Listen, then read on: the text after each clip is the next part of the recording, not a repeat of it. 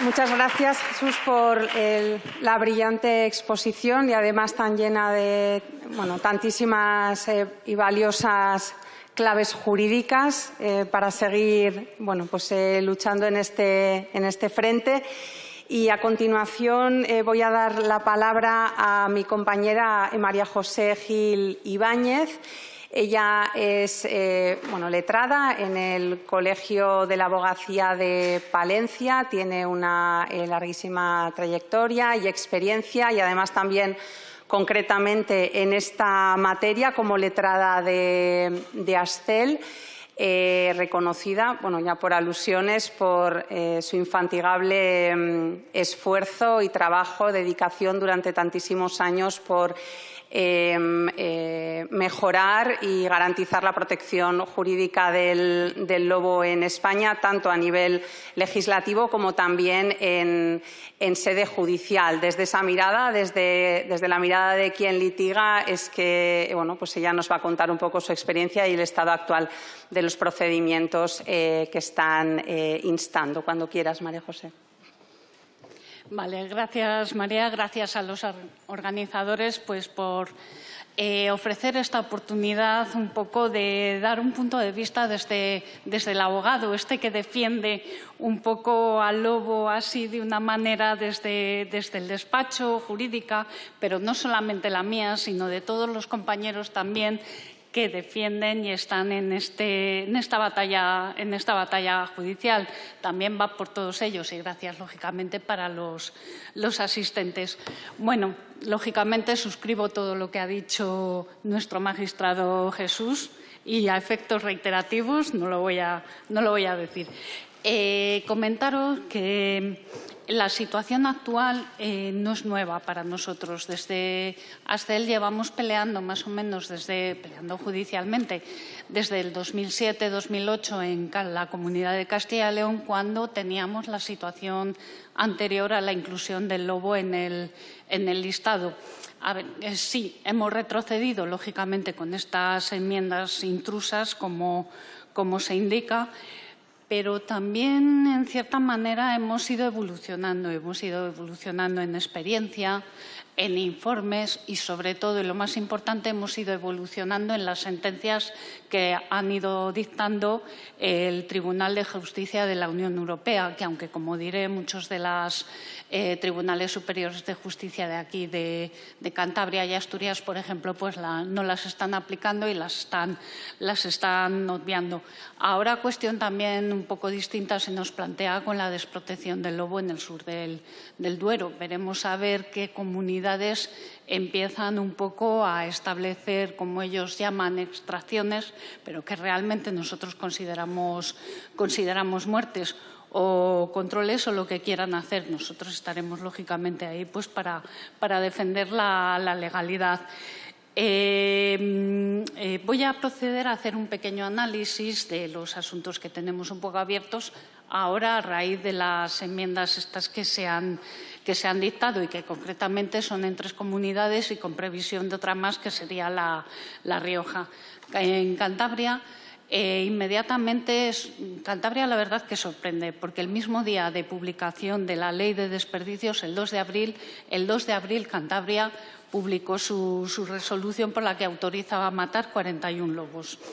Ahí discutimos en la argumentación que, claro, se había presentado un poco sin entrada en vigor de la ley, porque es que además llama poderosamente la atención, y así lo hemos ido argumentando en Cantabria, que la ley de desperdicio tiene como efectos retroactivos, es decir, para estas enmiendas como que entraba en vigor el 2 de enero, o sea, algo un poco inaudito en tema de derecho, que tampoco les voy a aburrir un poco con el tema de la retroactividad. Bueno, lo hicimos valer, pero nos dijeron que no, que estaba todo bien y que la resolución de Cantabria había entrado en vigor y era completamente ya ejecutiva.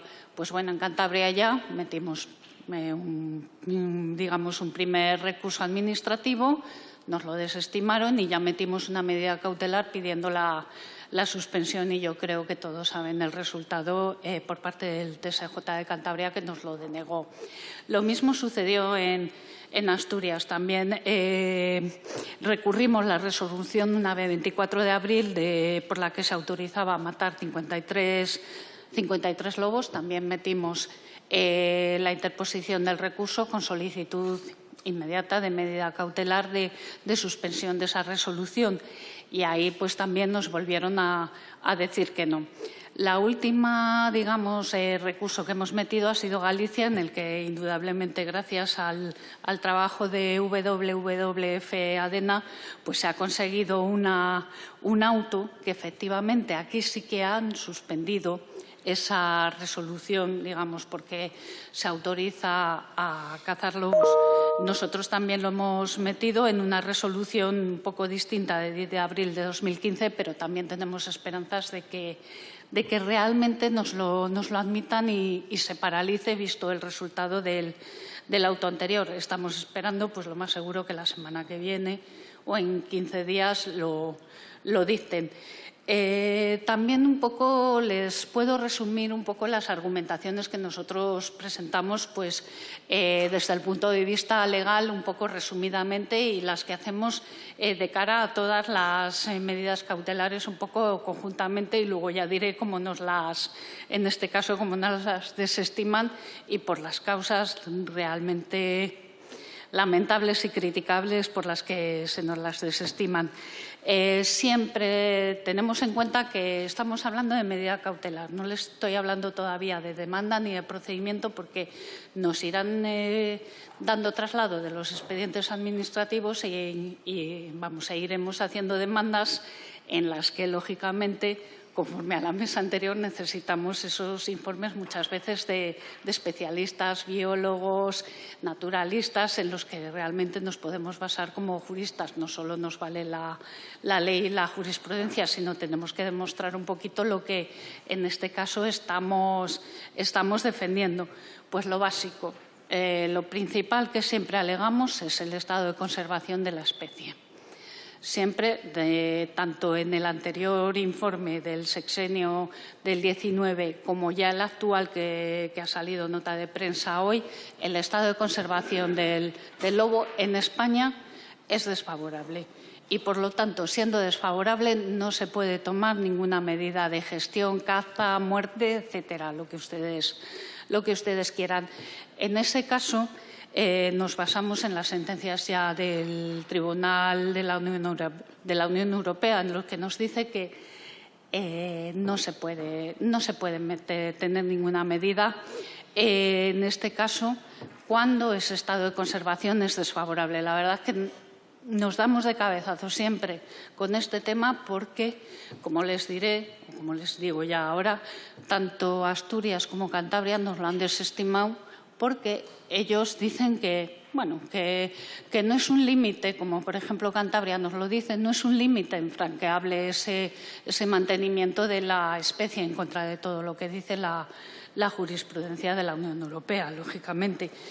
También aquí hacemos valer siempre para digamos, afirmar que el estado de conservación del lobo en España es desfavorable en el informe sexenal. El informe sexenal que se elabora conforme al artículo 17 de la Directiva de Hábitats, que nos dice que se ha de recopilar toda la información de las comunidades autónomas, el Estado, digamos, que lo fusiona, así dicho coloquialmente, y se envía a Bruselas, que es lo que se ha publicado, ya digo hoy.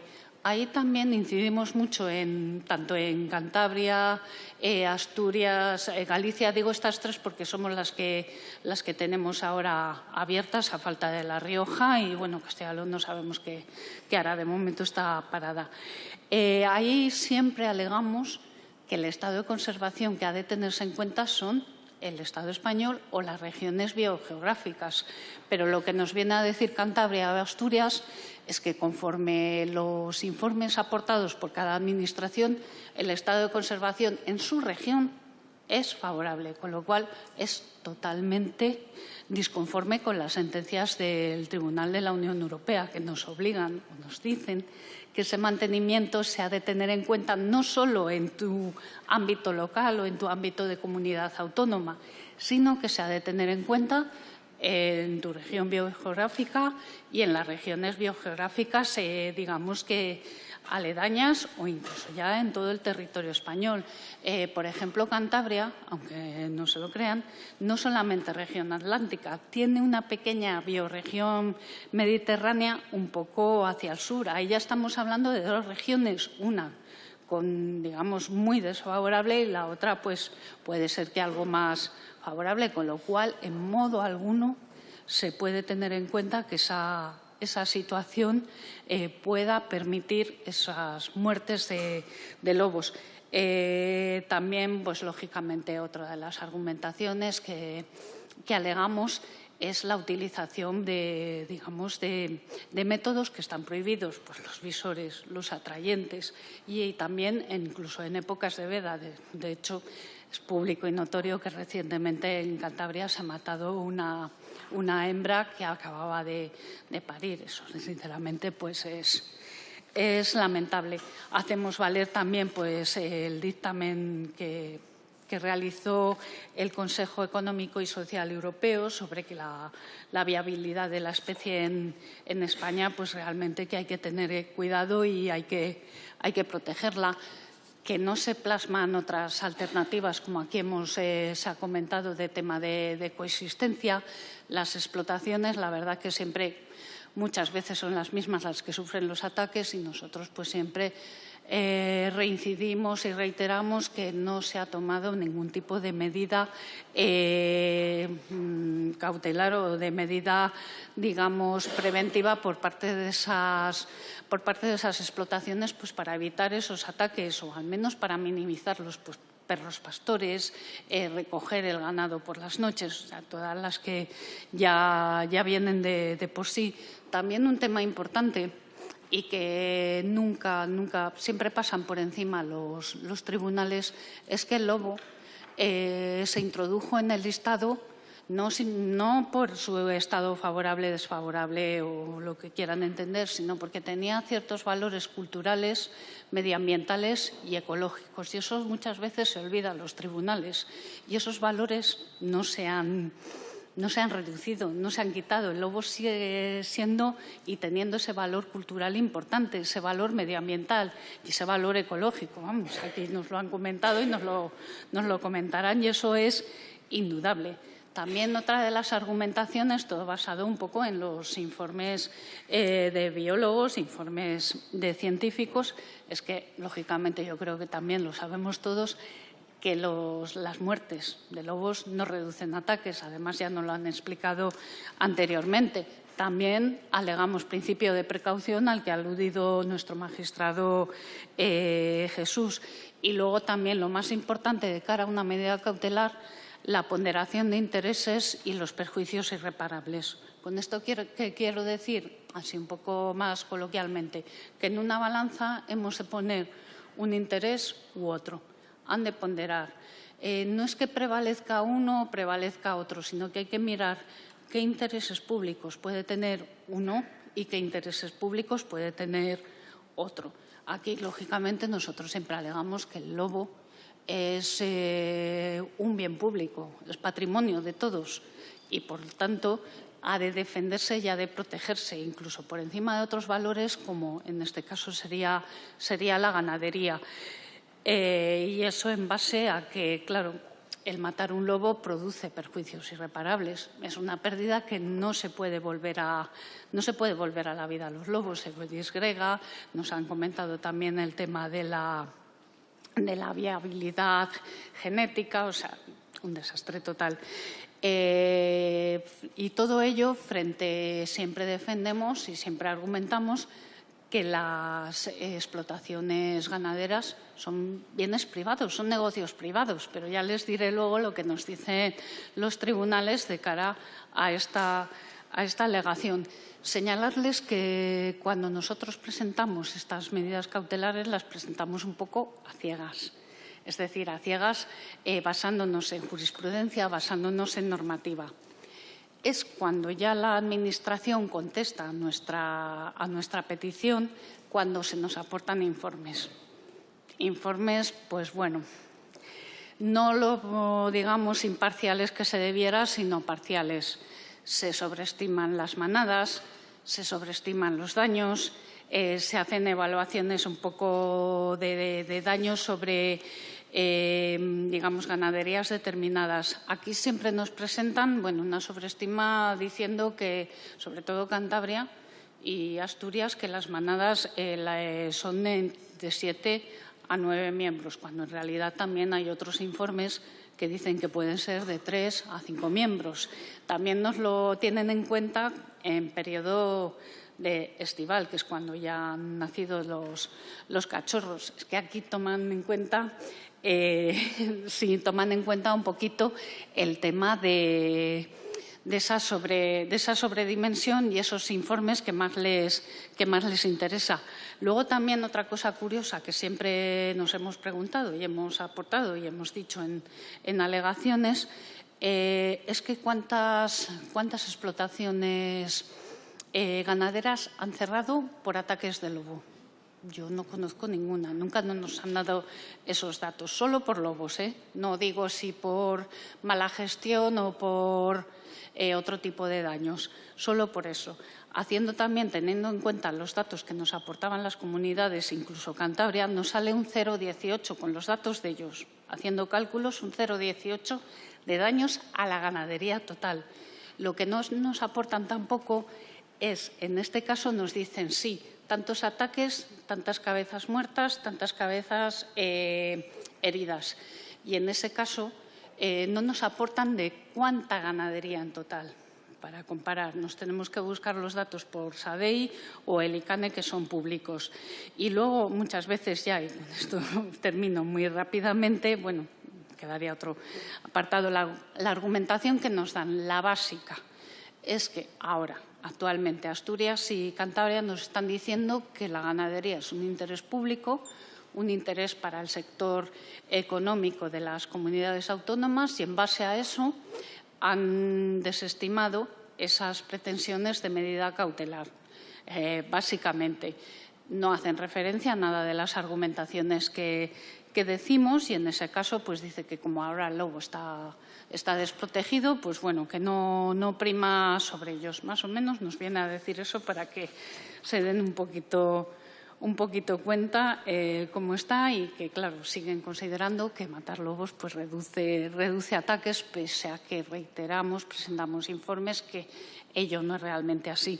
Y, por último, un poco ya para terminar, sobre la situación actual en la que nos encontramos, pues tenemos pendiente, como les he dicho, un poco Galicia, que estamos pendientes de que nos dicten un auto sobre la medida cautelar solicitada, Cantabria y Asturias, que nos han desestimado los recursos interpuestos ante los mismos tribunales superiores, y aquí tenemos un problema en cuanto que el auto de Galicia se contradice con lo que nos ha dicho Cantabria y Asturias, con lo cual estamos estudiando un poco la viabilidad de incluso plantear algún recurso de casación. Está en estudio.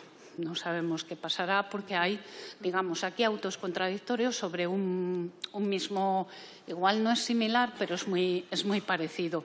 La Rioja ya ha dicho que retomaremos, igual en esta semana o la semana que viene se presentará ya esa solicitud con medida cautelar. Y luego lo que hacía referencia nuestro magistrado en cuanto a unos temas que tenemos ya, esos serán anteriores ante la Audiencia Nacional, de las 4 comunidades que presentaron recurso contra la orden TED 980/21. Claro, ahora con estas nuevas enmiendas ha cambiado la situación y el tribunal nos ha dado plazo para formular alegaciones sobre pérdida sobrevenida del objeto.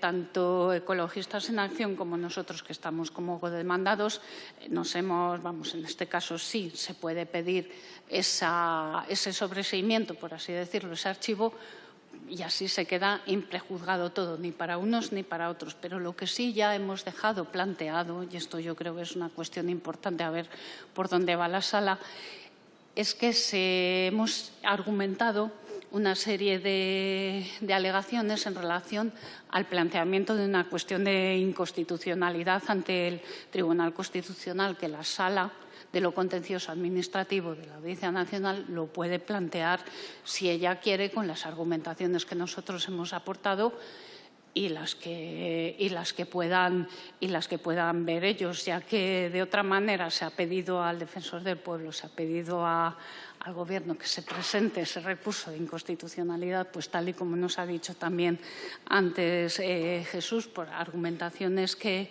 hay. Y claro, esa inactividad nos tiene que llevar a mover y idear y pensar en qué hacemos ante esta situación que se nos plantea ahora. Y bueno, más o menos pues así está un poco el tema, muy resumidamente. No tengo más tiempo. Gracias por la atención.